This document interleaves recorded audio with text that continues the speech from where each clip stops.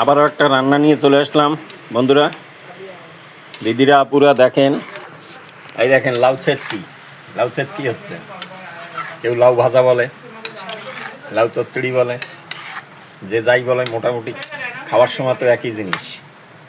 আর এই দেখেন একদম হাঁসের ডিম গোটা গোটা রান্না করে রেখেছে আলু দিয়ে। এখানে রুটি বানানো আছে। হ্যাঁ বন্ধুরা, আরও কিছু আছে অবশ্যই। এই দেখেন এখানে পার্শে মাছ দিয়ে, আলু দিয়ে, আর কি কি দিয়ে, পেঁপে দিয়ে রান্না করেছে। তো বন্ধুরা কেমন হচ্ছে দেখেন। এই দেখেন ভাতও রান্না হয়ে গেছে। এত সকাল সকাল দেখেন সব রান্না বাড়া হয়ে গেল।